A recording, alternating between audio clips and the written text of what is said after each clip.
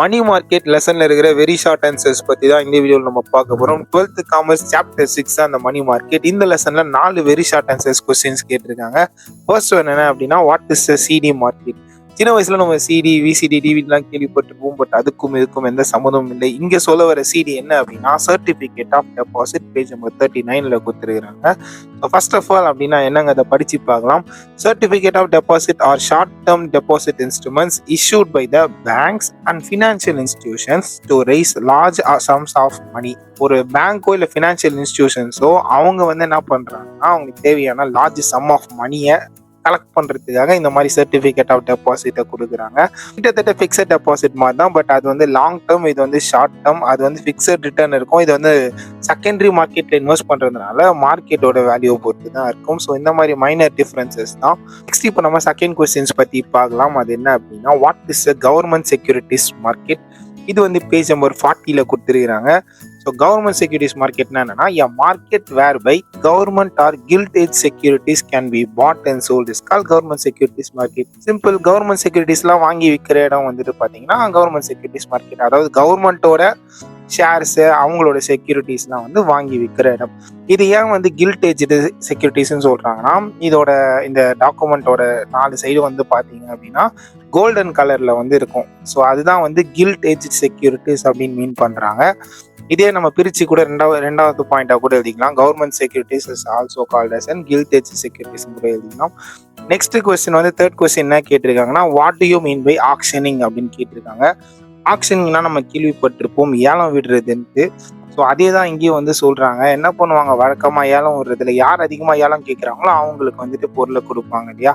அதே மாதிரி தான் இங்கேயுமே.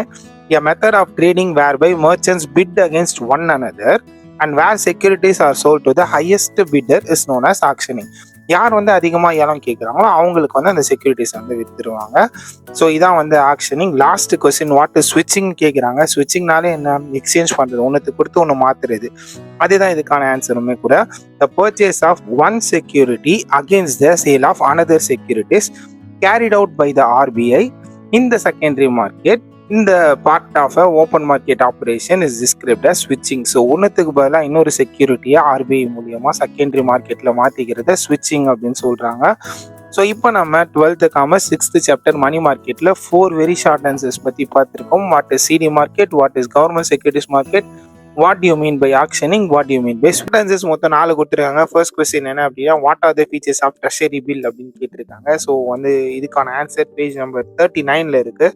5 பாயிண்ட் கொடுத்துருக்காங்க. என்னென்ன அப்படின்னா, issuer, finance bills, liquidity, vital source and monetary management. இன்னொரு வாட்டி சொல்றேன், issuer, finance bills, liquidity, vital source and monetary management. First of all வந்துட்டு ட்ரெஷரி பில்னா என்னன்னு தெரிஞ்சுக்கோங்க. கவர்மெண்ட் வந்து பார்த்தீங்கன்னா அவங்களோட தேவைக்காக வந்து இந்த ட்ரெஷரி பில்லை இஷ்யூ பண்ணுவாங்க ஒரு அமௌண்ட்டுக்கு.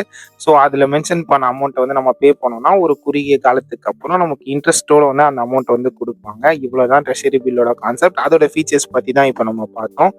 நெக்ஸ்ட் வந்து பார்த்தீங்கன்னா ரெண்டாவது கொஸ்டின், ஹூ ஆர் த பார்ட்டிசிபன்ட்ஸ் இந்த மணி மார்க்கெட்னு கேட்டிருக்காங்க. இதுக்கான ஆன்சர் வந்து பேஜ் நம்பர் 38ல இருக்கு.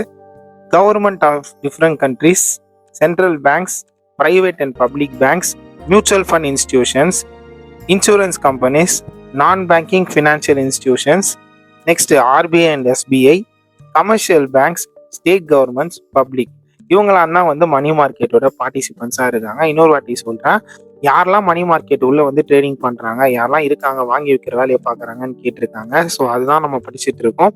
Government of different countries, central banks of different countries, private and public banks, mutual fund institutions, insurance companies, non-banking financial institutions, RBI and SBI, commercial banks, state government, public. Next question என்ன கேட்டிருக்காங்க அப்படின்னா, explain the types of treasury bills ன்னு கேட்டிருக்காங்க. So treasury bill வந்து 3 types இருக்கு. அது என்னன்னா 91 days treasury bills, 182 days treasury bills, 364 days treasury bills. So இதுதான் வந்து treasury billோட types. So 91 days, 182 days, 364 days. Next question வந்து லாஸ்ட் கொஸ்டின் என்ன கேட்டிருக்காங்கன்னா, what are the types of commercial பில்னு கேட்டிருக்காங்க. ஸோ இதுக்கான ஆன்சர் வந்து பேஜ் நம்பர் 40 இருக்கு. எப்படி ட்ரெஷரி பில் வந்துட்டு கவர்மெண்ட் கொடுக்குறாங்களோ, இந்த கமர்ஷியல் பில்ஸ் அப்படிங்கிறது வந்து பார்த்தீங்கன்னா கார்பரேட் கம்பெனிஸ் அவங்களோட ஃபண்டு வந்து ரைஸ் பண்ணுறதுக்காக வந்து கொடுப்பாங்க. ஸோ இது வந்து பார்த்தீங்கன்னா 5 டைப்ஸ் இருக்கு. ஃபர்ஸ்ட் ஒன் என்ன அப்படின்னா டிமாண்ட் பில்ஸ், ரெண்டாவது clean bills and documentary bills, மூணாவது inland bills and foreign bills, நாலாவது இண்டிஜினியஸ் பில்ஸ், அஞ்சாவது அக்காமடேஷன் பில்ஸ். ஸோ இதெல்லாமே பார்த்தீங்கன்னா கமர்ஷியல் பில்ஸோட டைப்ஸுங்க. இப்போ நம்ம 4 கொஸ்டின்ஸ் பற்றி பார்த்துருக்கோம். என்னென்னா feature of treasury bill, participants இந்த மணி மார்க்கெட் லெசனில் இருக்கிற லாங் ஆன்சர் கொஸ்டின்ஸ் பற்றி தான் இந்த வீடியோவில் நம்ம பார்க்க போகிறோம். அதில் ஃபர்ஸ்ட் கொஸ்டின் என்ன அப்படின்னா difference between money market and capital market.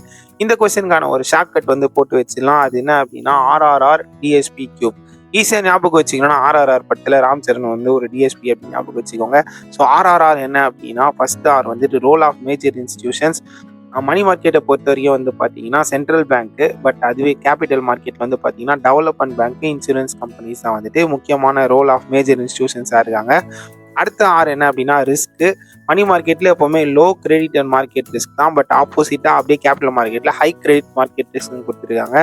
Next வந்து ரெகுலேட்டர், மூணாவது ஆர். ஸோ இது வந்து மணி மார்க்கெட்டை பொறுத்த வரைக்கும் அவங்கள ரெகுலேட் பண்ணுறது சென்ட்ரல் பேங்க். அதுவே வந்து கேபிட்டல் மார்க்கெட்டை பார்த்தீங்கன்னா அவங்கள வழி நடத்துறது செபி. நெக்ஸ்ட் வந்துட்டு டிஎஸ்பி கியூப் பார்க்க போகிறோம். டிஎஸ்பி கியூப்ல டி என்ன அப்படின்னா டியூரேஷன் ஆஃப் ஃபண்ட்ஸ். இது ஆல்ரெடி தெரிஞ்சுதான். மணி மார்க்கெட்னாலே ஷார்ட் டேர்ம் ஃபண்ட்ஸ், கேபிட்டல் மார்க்கெட்னாலே லாங் டேர்ம் ஃபண்ட்ஸ்.